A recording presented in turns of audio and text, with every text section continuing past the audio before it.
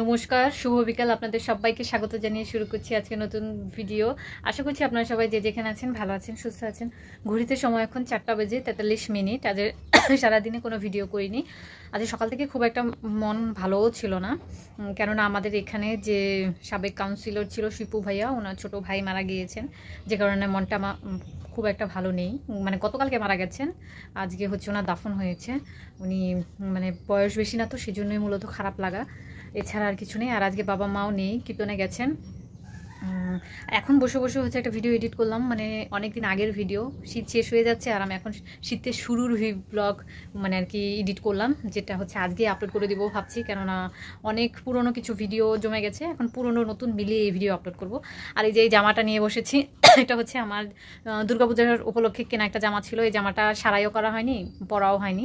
এরপরেও হচ্ছে ভেবেছিলাম সরস্বতী পুজোয় পরবো, কিন্তু সরস্বতী পুজোয় তো শাড়ি পরলাম, যে কারণে আর পরা হয়নি। এই জামাটা অনেকটা লুজ, দাঁড়ান ব্যাক ক্যামেরায় দেখাচ্ছি।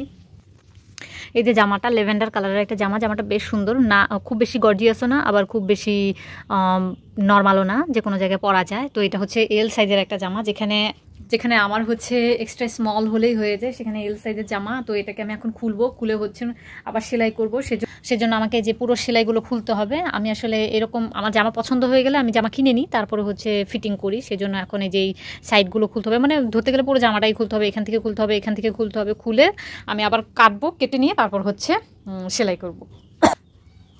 তো মামা বাড়িতে যেহেতু যাবো, তেমন কোনো জামা খুঁজে পাচ্ছি না পরে যাওয়ার মতো, সেজন্য এই জামাটা বের করলাম। এখন এই জামাটাকে খুলাই আগে। কাপড়টা হচ্ছে মানে আমার জামাটা খুলছিলাম, অমনি সময়ে হচ্ছে ফোন এসছে।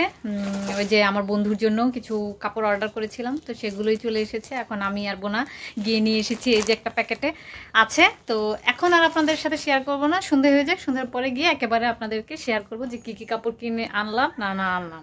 আজকে মা আর বাবা যেখানে কীর্তনে গিয়েছিল, সেখানে একটা পাশের বাড়ি থেকে হচ্ছে এই তেঁতুলগুলো কুড়িয়ে নিয়ে এসেছে। মানে যেখানে গেছে সেখানে তো চেনা জানাই, তো এখান থেকে কুড়িয়ে নিয়ে এসেছে। আর এই তেঁতুলগুলো যাদের গাছ থেকে আর কি নিয়ে এসছে, তাদেরকে নাকি বলে এসছে যে আমাদের জন্য কিছু তেঁতুল রাখতে। যেহেতু তেঁতুলগুলো এখন পাকেনি, সেজন্য মা এখন আনেনি, ওনারা বলেছে রেখে দেবে, রেখে যখন আর কি পাকবে তখন আমাদের জন্য রেখে ফোন করবে। আর এই বড় একটা লাউ এনেছে, এই লাউটা আমাদের এখানে অনেক দাম হতো, যেখান থেকে নিয়ে এসেছে খুব কম দামে নিয়ে আসতে পেরেছে। আরও কিছু নিয়ে এসেছে, এগুলো হচ্ছে সিম, গাছের সিম। যাদের বাড়িতে গিয়েছিল তাদের ওখানে গাছ আছে, তো গাছ থেকে পেড়ে দিয়েছে।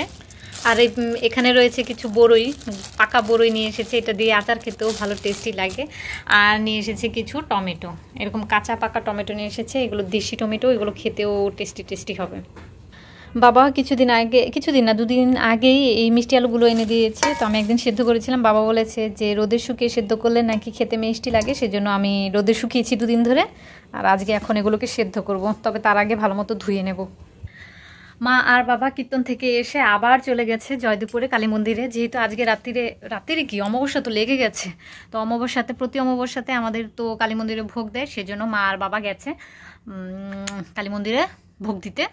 আর এই যে এই জামাটা আমি খুলতে তো শুরু করেছিলাম, কিন্তু খুলে শেষ করতে পারিনি, কেননা ওই যে বন্ধুর পার্সেলটা চলে গিয়েছিলাম। এখন আমার ইচ্ছে করছে যে সেই কাপড়টা দিয়েই কিছু বানাতে, তবে এখন আর বানাবো না। তো আমি ভাবছি যে জানি না কী করবো এখন। যাদবপুর থেকে মানে কালী মন্দির থেকে ভোগ দিয়ে চলে এসেছে, সঙ্গে নিয়ে এসেছে কলা, আর নিয়ে এসছে নুডলস। এটা কি নুডলস নিয়ে এসছে? ম্যাগি নুডলস নিয়ে এসছে। এদিকে আমার আলু সেদ্ধ হয়ে গেছে, নামিয়ে নিয়েছি, এখন জল থেকে তুলে নেব, নয়তো এর যে মিষ্টি ভাবটা চলে যাবে। আমি সন্ধ্যার আগে সব কাপড় নিয়ে এসে পড়েছিলাম, দিদিকে বলেছিলাম ওরগুলো আনতে, কিন্তু দিদি আনেনি। শুনতেই পাই না, আমার মনে ছিল না তখন রাত্রিবেলা, এখন নিয়ে যাচ্ছি আমার জামা। আয় নিয়ে আয়। মা বলছে আজকে রুটি খাবে না, নুডলস রান্না করতে, তাই এখানে 5 প্যাকেট নুডলস নিয়ে নিয়েছে। 5 প্যাকেট নুডলস রান্না করবে, আর এইখানে আমাদের জন্য পাস্তা রান্না করবে। আর এইখানে পেঁয়াজ মরিচ কেটে নিচ্ছে। হ্যাঁ, আর আমি একদম কি জানি বলে মাথা ঢেকে নিয়েছি, কেননা আজকে শ্যাম্পু করেছি, কালকে মামা বাড়ি যাবো তাই।